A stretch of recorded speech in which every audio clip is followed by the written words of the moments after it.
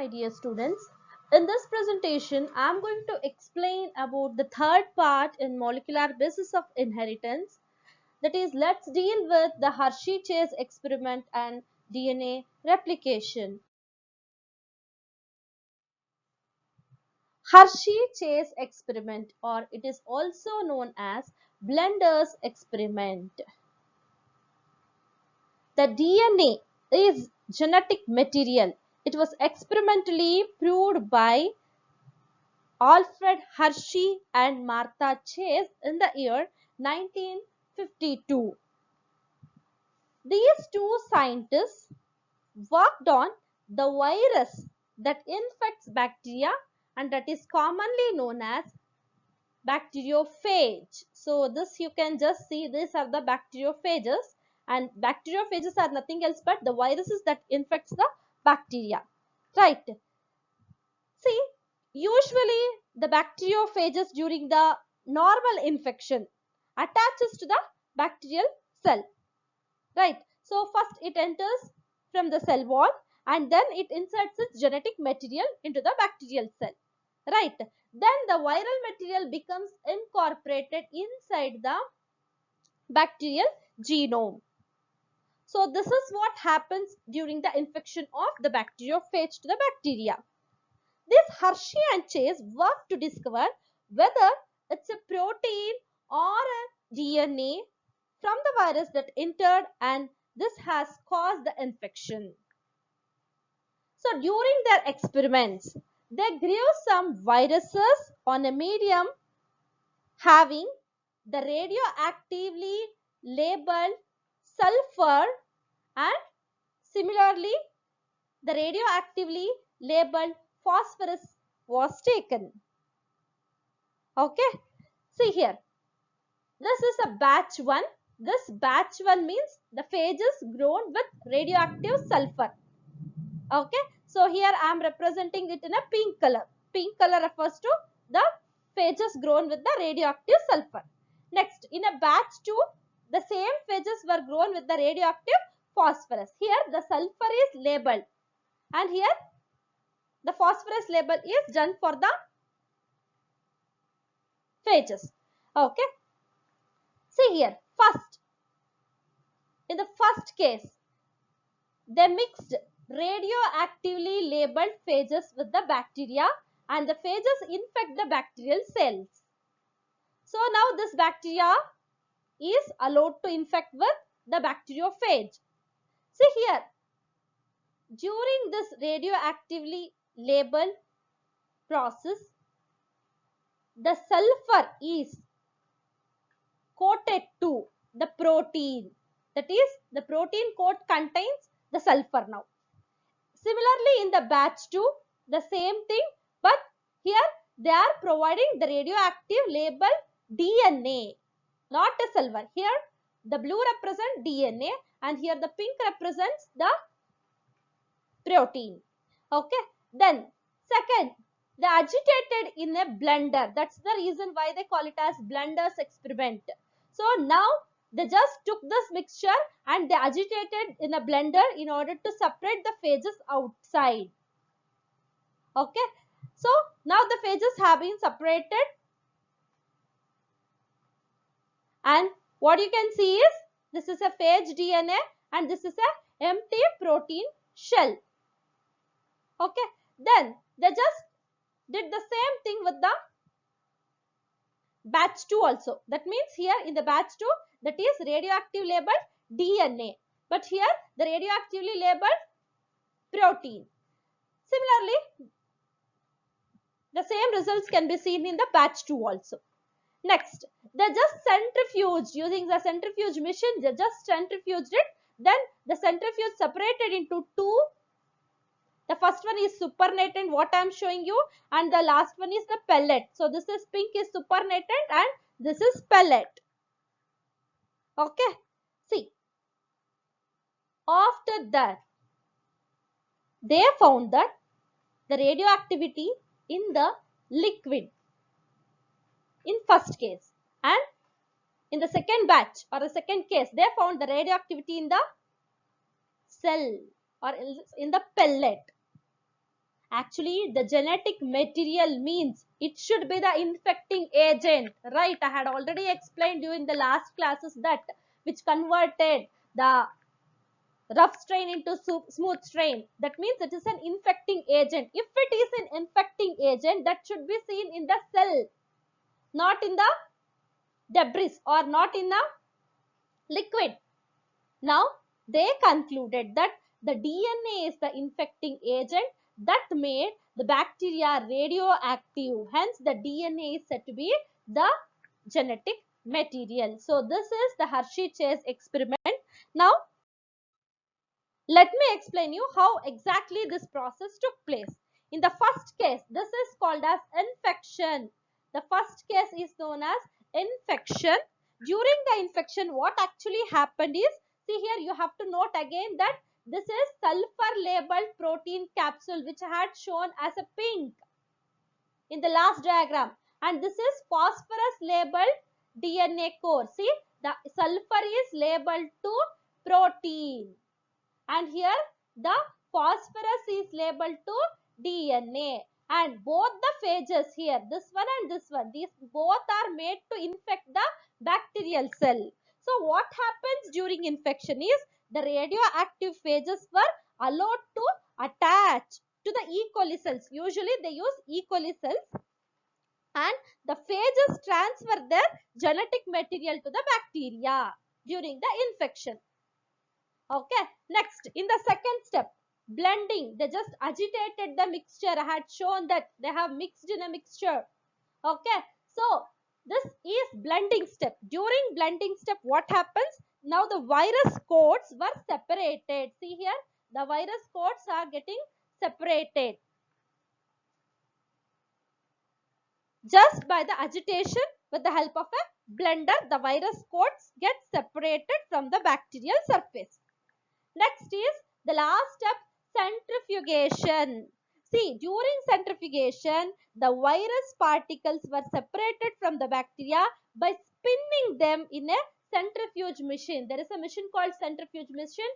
So, there exactly the spinning takes place, and which results in the separation of the virus particles from the bacteria. Okay, then at last, what is the observation? What they found out is the bacteria infected with the virus that had radioactive DNA. That means this one. The bacteria infected with the virus that had radioactive DNA were radioactive, and no radioactivity in the supernatant. So, in the supernatant, there is no radioactivity. Okay, and the bacteria infected with the virus that had radioactive protein, in this case, protein case, they were not radioactive, but the radioactivity is seen in the supernatant.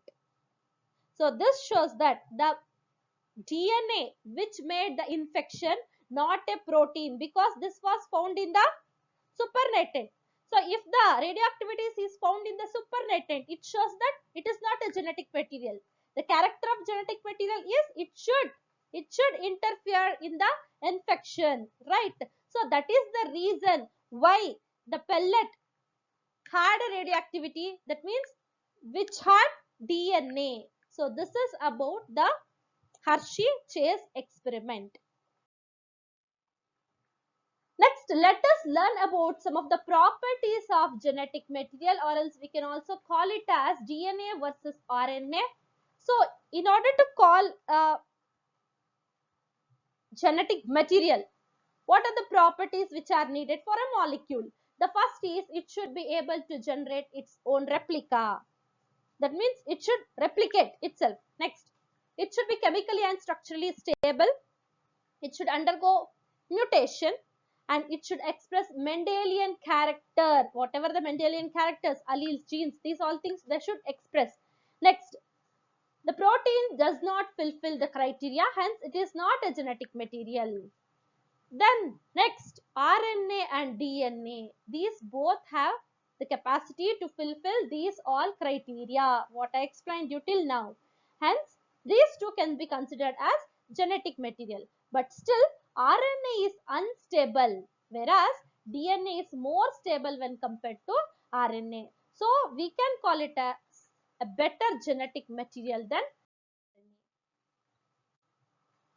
Now, let us learn about the DNA replication, very important process, that is DNA replication.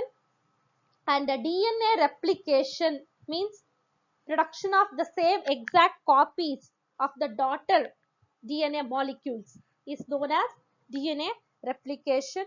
And the DNA replication was found to be the semi-conservative method, and it was explained by Michelson and Stahl. So this is a diagrammatic representation of the DNA replication. I had already told you that DNA replication. Here I am going to explain about the machinery and the enzymes which are involved in the DNA replication.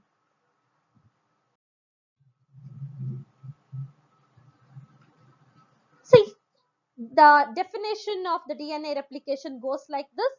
The parental DNA molecule produces two identical copies of daughter DNA molecule, and this is known as DNA replication, and it takes place in the nucleus of a cell. DNA replication takes place in the nucleus of a cell before cell division, exactly in the S phase, that means synthesis phase of interphase, the DNA replication takes place. Now let us learn about DNA replication in detail. The process of replication starts at a specific point, and that specific point is known as initiation site or ORI site. See here, this is a DNA, and exactly here the DNA replication starts, and this point is known as initiation site, or I can call it as ORI. ORI means nothing else but the origin of replication, initiation, origin of initiation, origin of replication.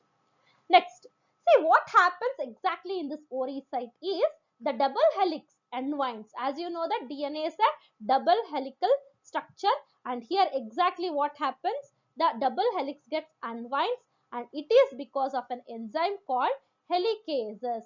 You can see here this enzyme is known as helicase. The helicase brings about the unwinding of the double helical structure of DNA.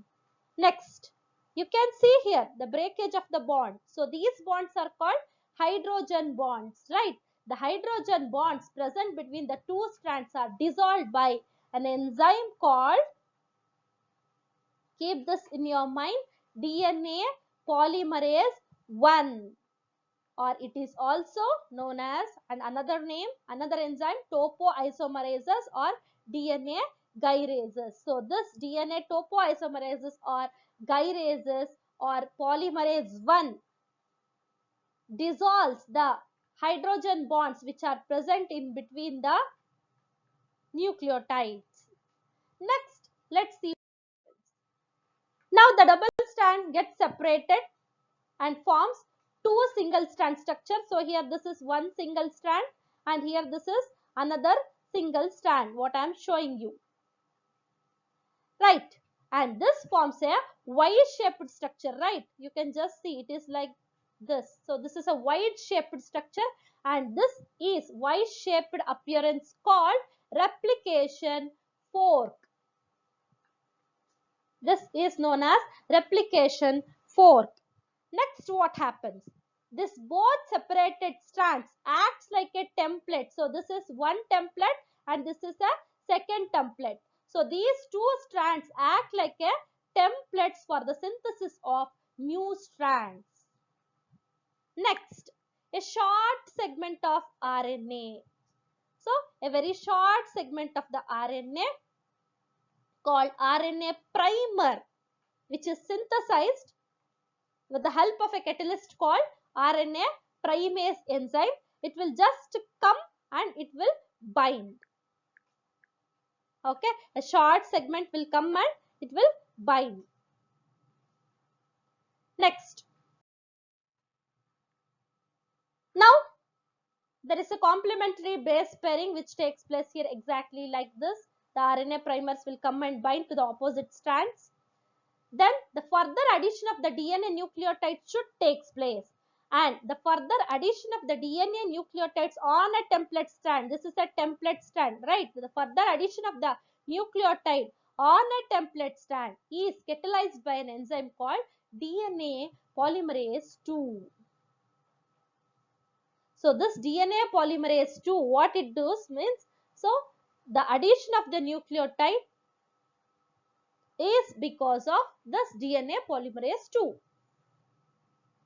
And here you can just note that one strand is synthesized continuously. See, this is a continuous strand synthesis, and here there are some fragments. This is one fragment, this is one fragment. See, this strand is synthesized fragment by fragment. The strand which is synthesized continuously is known as leading strand, and opposite strand which is synthesized discontinuously, so this strand is known as lagging strand. And here also you can just see, this is a replication for the same diagram, and here will be the ORI side. Next, this strand is synthesized continuously, that is from 5 prime to 3 prime, and this is called discontinuous, which is synthesized fragment by fragment, and these fragments are known as the Okazaki fragment. These fragments are known as Okazaki fragments. Then later the RNA primer is replaced by DNA nucleotides. Why? Because we have added RNA initially, so it should be replaced by the DNA nucleotides, and the Okazaki fragments which are formed like this will be joined by an enzyme called as DNA ligase. Hence, this enzyme is also known as molecular sutures, molecular stitches, or molecular glues. That means it joins this discontinuous strands. Okay, since the synthesis of a DNA proceeds in two directions. See, one is from this direction and another is from this direction. Hence, it is said to be the bidirectional synthesis. Here, in the both daughter DNA molecules, one strand is newly synthesized. Red one is newly synthesized, whereas another one is conserved, or the parental strand is present. Hence, this is known as, or this method of replication is said to be semi-conservative. That means half of the strand will be original, that means parental form, and another half, and one more strand is newly synthesized strand. So, this is known as DNA replication in semi-conservative method. So, hope you understood.